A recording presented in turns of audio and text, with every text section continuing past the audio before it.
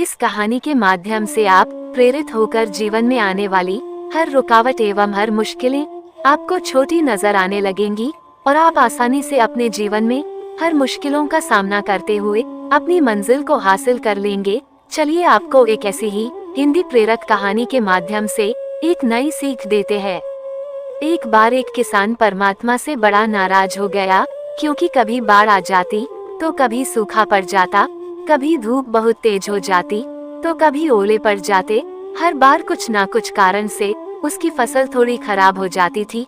एक दिन बड़ा तंग आकर उसने परमात्मा से कहा, देखिए प्रभु, आप परमात्मा हैं, लेकिन लगता है आपको खेती बाड़ी की ज्यादा जानकारी नहीं है। एक प्रार्थना है कि एक साल मुझे मौका दीजिए, जैसा मैं चाहूँ वैसा मौसम हो, फिर आप देखना मैं कैसे अन्न के भंडार को भर देता हूँ। परमात्मा मुस्कुराए और कहा, ठीक है, जैसा तुम कहोगे वैसा ही मौसम दूंगा, मैं दखल नहीं करूँगा। किसान ने गेहूं की फसल बोई। जब धूप चाहिए था तब उसे धूप मिल गई, जब पानी चाहिए था तब उसे पानी मिल गया। तेज धूप, ओले, बाढ़, आंधी तो उसने आने ही नहीं दी।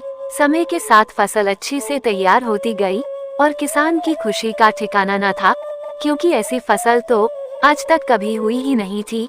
किसान ने मन ही मन सोचा, अब पता चलेगा परमात्मा को कि फसल कैसे उगाते हैं। बेकार में ही इतने बरस तक हम किसानों को परेशान करते रहे। फसल काटने का समय आ गया। किसान बड़े गर्व से फसल काटने गया, लेकिन जैसे ही फसल काटने लगा एकदम से छाती पर हाथ रख कर बैठ गया। अरे ये क्या, गेहूं की एक भी बाली के अंदर गेहूं नहीं था, सारी बालियां अंदर से खाली थी। बड़ा दुखी होकर उसने परमात्मा से कहा, प्रभु ये क्या हुआ? तब परमात्मा बोले, ये तो होना ही था, तुमने पौधों को संघर्ष का जरा सा भी मौका नहीं दिया, न तेज धूप में उनको तपने दिया, न आंधी ओलों से जूझने दिया, उनको किसी प्रकार की चुनौती का एहसास भी नहीं होने दिया। इसीलिए सब पौधे खोखले रह गए।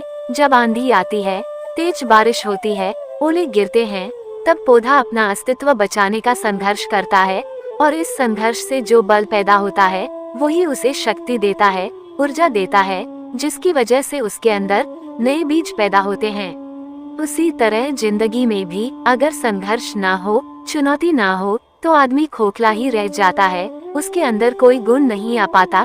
ये चुनौतियाँ ही हैं जो आदमी के अंदर ऊर्जा पैदा करती हैं, उसे जीने का, कुछ कर दिखाने का मकसद देती हैं, हर दिन एक नया काम देती हैं। सोचो अगर ये सब ना हो तो जिंदगी कैसी होगी।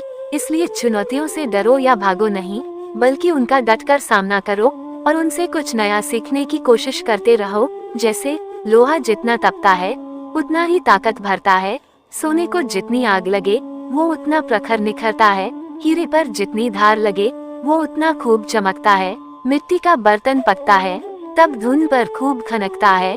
सूरज जैसा बनना है तो सूरज जितना जलना ही होगा। इसी तरह से आप इन चुनौतियों में खुद को तपाओ, फिर देखना आपका वो व्यक्तित्व सामने आएगा जिसे दुनिया सलाम करेगी और आप खुद उससे प्यार करेंगे। दोस्तों, आप अगर इस कहानी से थोड़ा भी प्रेरित हुए हैं तो वीडियो को लाइक करें तथा अपनी राय साझा करें, और चैनल पर नए हैं तो चैनल को सब्सक्राइब करना ना भूलें। धन्यवाद।